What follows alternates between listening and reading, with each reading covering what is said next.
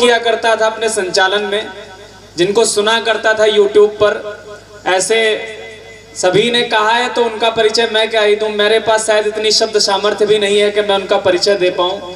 आदरणीय बुद्धिनाथ मिश्र जी, मैं उनके श्री चरणों में नतमस्तक होता हूं और अपनी कविता की कॉपी उनके सम्मुख रखता हूं ताकि वो उसे जांचें।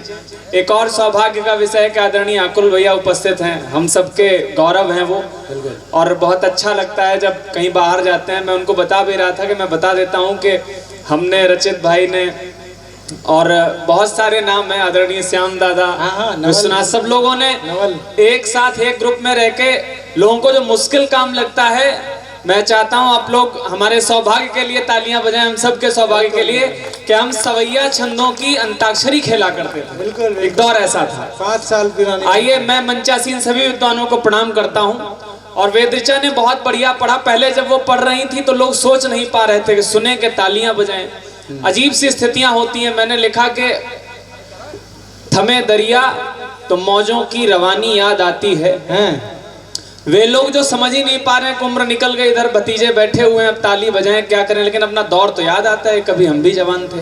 वाह वाह वाह। आदरणीय अमिताभ दादा को प्रणाम, बहुत बहुत। सब बरेण है, मैं मंच की सबसे छोटी कलम हूं, अब कुछ नहीं कहूंगा मंच के लिए। सुनिएगा कि थमे दरिया तो मौजों की रवानी याद आती है, अधूरे प्यार की पूरी कहानी याद आती है। अरे वाह। कि थमे दरिया तो मौजों की रवानी याद आती है, अधूरे प्यार की पूरी कहानी याद आती है। और भले ही पार कर लो उम्र का गहरा समंदर पर, कि भले ही पार कर लो उम्र का गहरा समंदर पर, बुढ़ापा जब सताता है जवानी। अरे वाह वाह वाह वाह। बुढ़ापा जब सताता है। बहुत बहुत प्रणाम। बहुत।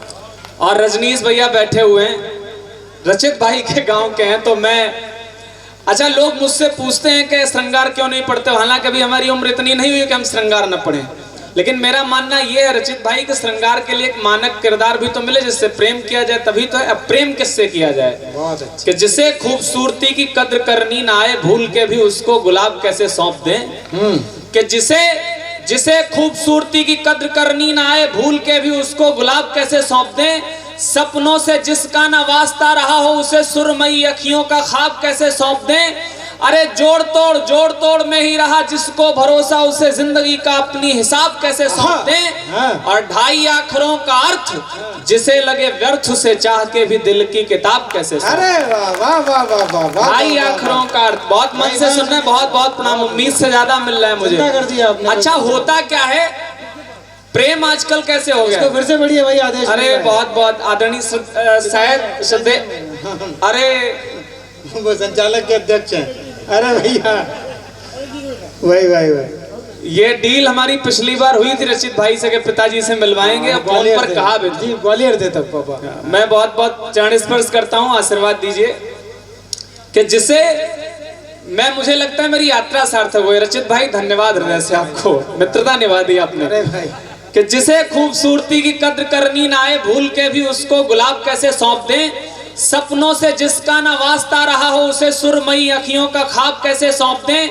अरे जोड़ तोड़ में ही रहा जिसको भरोसा, उसे जिंदगी का अपनी हिसाब कैसे सौंप दें। और 2.5 अक्षरों का अर्थ जिसे लगे व्यर्थ, उसे चाह के भी दिल की किताब कैसे सौंप दें। वाह वाह वाह वाह। और है क्यों ऐसा? आजकल प्रेम कैसा होता है कि जिसके संग में चलते चलते एक जमाना हो गया।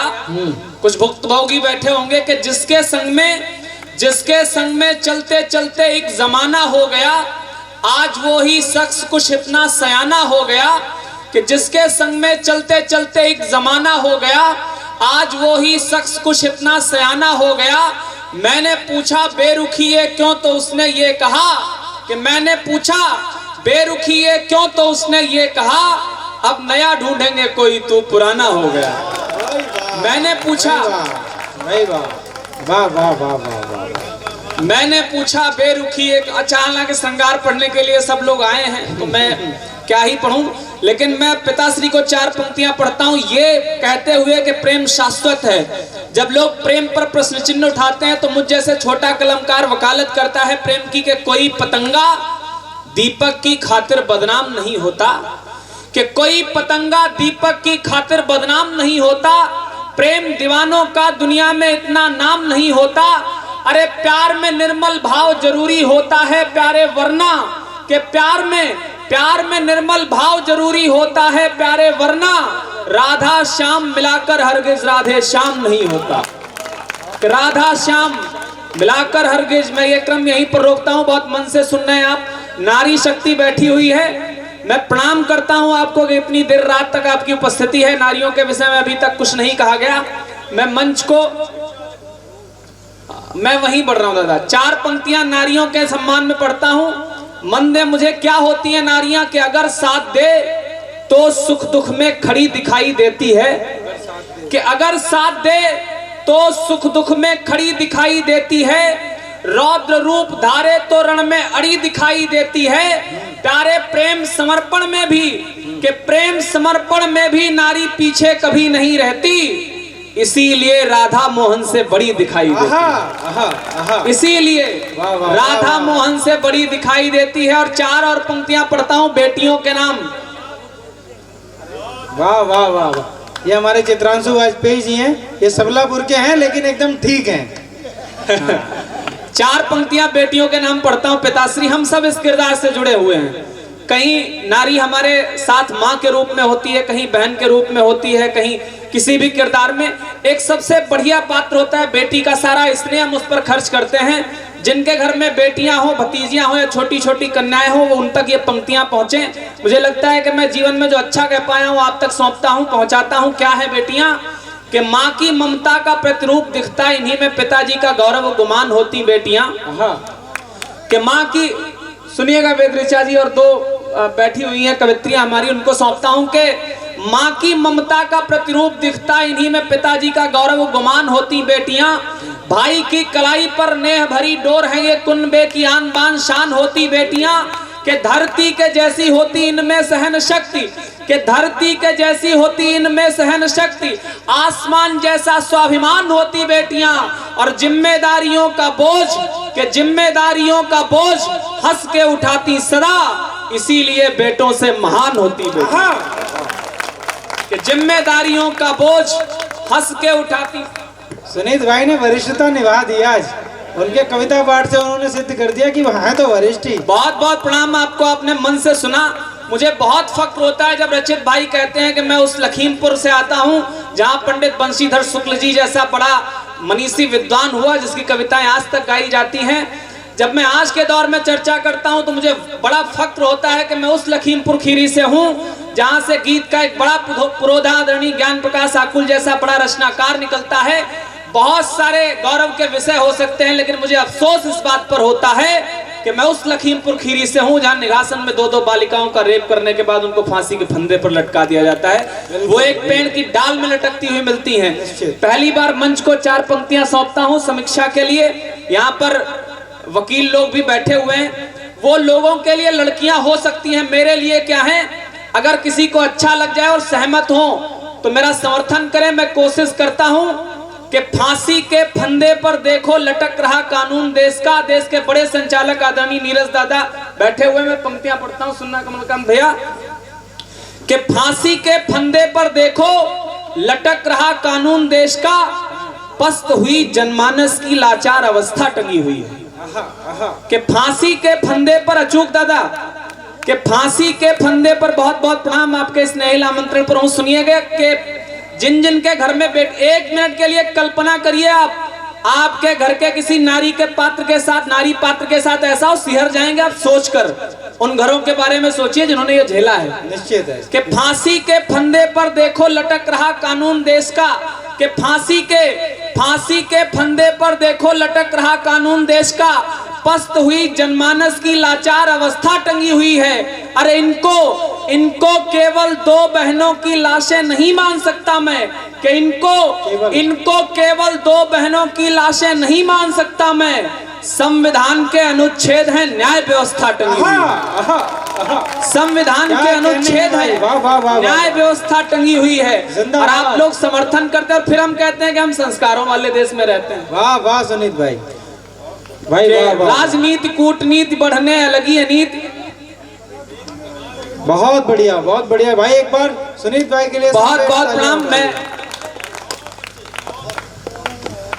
कि राजनीति कूटनीति बढ़ने लगी, अनीति नीति वाला गौरव गुमान कहीं खो गया। हाँ। ये संस्कारों वाला भारत पढ़ रहा हूं मैं, आप सबका आशीर्वाद चाहता हूं दादा। कि राजनीति कूटनीति बढ़ने लगी, अनीति नीति वाला गौरव गुमान कहीं खो गया।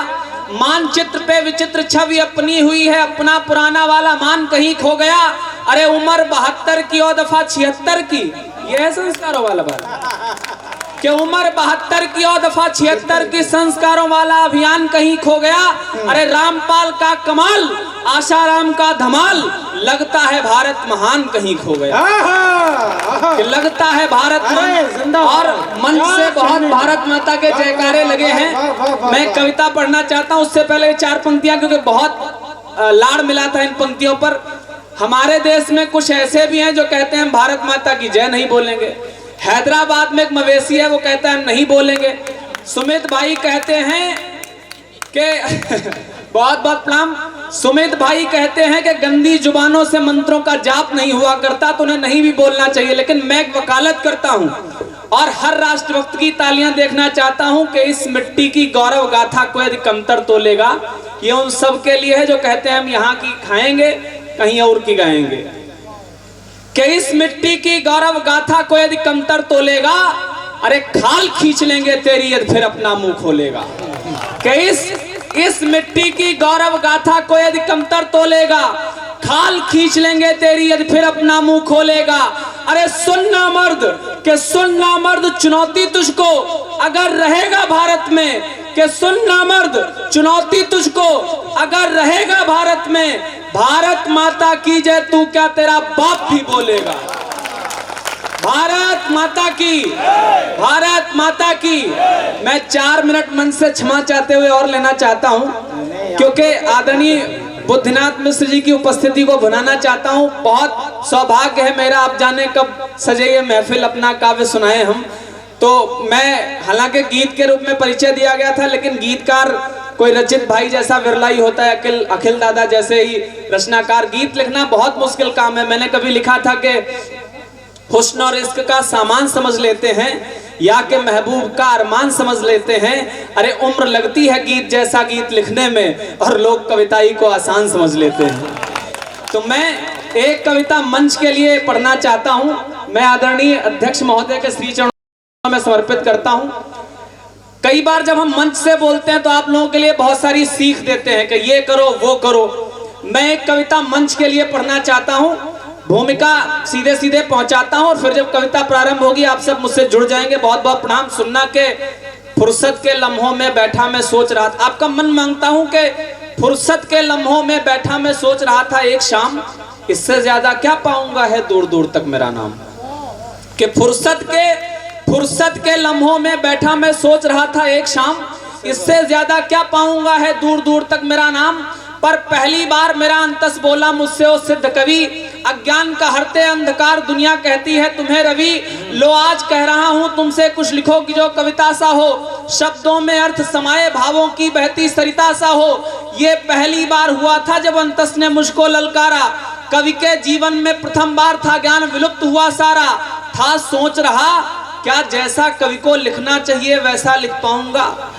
कि था सोच रहा क्या जैसा कवि को लिखना चाहिए वैसा लिख पाऊंगा।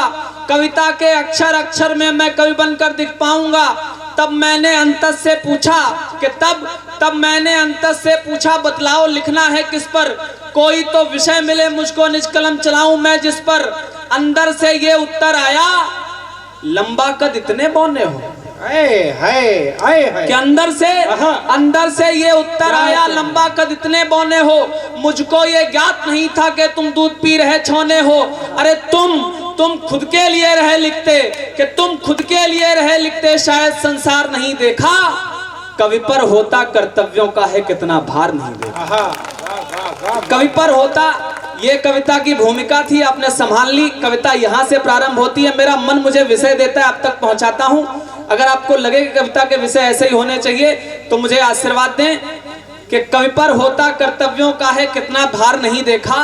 अरे जो प्यास लिए मर गए लिखो उन सब अल्पायु नवासों पर, जो प्यास लिए मर गए लिखो उन सब अल्पायु नवासों पर। दुर्दिन में कफन न मिला जिन्हें उन सड़ती गलती लाशों पर। लिखना उन पर जो दुनिया में आए हैं पर हैं बदनसीब, ना एक निवाला मिला जिन्हें परथाल रहा बेहद करीब। लिखना उन पर जिनका पूरा जीवन बीता फुटपाथों पर, जो खाते हैं अपने श्रम का लानत फेंके खैरातों पर। अरे उन बच्चों पर लिखो कि जो बर्तन धोते हैं होटल में, जो जान न पाए क्या अंतर बिस्लेरी और गंगा जल में। आहा आहा आहा, क्या कहने, जो जान न पाए, वाह वाह वाह वाह, कि जो जान न पाए क्या अंतर बिस्लेरी और गंगा जल में। परिणय बंधन में बनते ही पति खोया उन अबलाओं पर, कि परिणय बंधन में बनते ही पति खोया उन अबलाओं पर। सीमा पर अमर शहीद हुए रणवीरों की विधवाओं पर। माँ बाप जिन्होंने इकलौता बेटा सरहद पर वार दिया, खो गई बुढ़ापे की लाठी जीवन अपना अंधियार किया। क्या उनकी पीड़ा, उनका क्रंदन, उनका मनमंथन दिखा नहीं, या जानबूझकर इन सब पर अब तक तुमने कुछ लिखा नहीं? या जानबूझकर इन सब पर अब तक तुमने कुछ लिखा नहीं। बस यही नहीं, विकास भैया सुनना के बस यही नहीं और भी है जिनकी किस्मत में आहे हैं। दिन में है दर्द भरे प्याले, रातों में करुण कराहे हैं। ओ कवि लिखो उस बेटी पर जिसने अनुपम व्रत साध लिए, बीमार पिता की औषधि को पांवों में घुंघरू बांध लिए। अरे लिखो उस बेबस औरत पर, कि लिखो उस बेबस औरत पर जिसने अपना मन बेच लिया। बच्चे भूखे ना सो जाएं बस इसीलिए तन बेच लिया। कि लिखो उस बेबस औरत पर जिसने अपना मन बेच लिया। कविता की अंतिम 6 पंक्तियां पढ़ता हूं, अगर कुछ भी अच्छा हो गया हो तो मंच की सबसे छोटी कलम को आशीर्वाद देकर विदा करें कि बच्चे भूखे ना सो जाएं बस इसीलिए तन बेच लिया। या जिस किसान की फसल गई पर किस्मत इतनी हेठी है, या जिस किसान की फसल गई पर किस्मत इतनी हेठी है, अगले सप्ताह विदा करनी उसको अपनी प्रिय बेटी है सोच रहा मर जाऊं मैं, हे प्रभु क्यों आती प्रलय नहीं। बोलो कवि, क्या ये सब कविता लिखने के लायक विषय नहीं? हाय जिंदाबाद जिंदाबाद जिंदाबाद। बहुत बहुत प्रणाम के। या जिस किसान की फसल गई पर किस्मत इतनी हेठी है, अगले सप्ताह विदा करनी उसको अपनी प्रिय बेटी है सोच रहा मर जाऊं मैं, हे प्रभु क्यों आती प्रलय नहीं। बोलो कवि, क्या ये सब कविता लिखने के लायक विषय नहीं? अरे तम हर प्रकाश जो ला न सके, कि तम हर प्रकाश जो ला न सके, वो रवि कैसे हो सकता है? जन जन की पीड़ा गा न सके, वो कवि कैसे हो सकता है? जन जन की पीड़ा गा न सके। बहुत बहुत प्रणाम, बहुत बहुत धन्यवाद।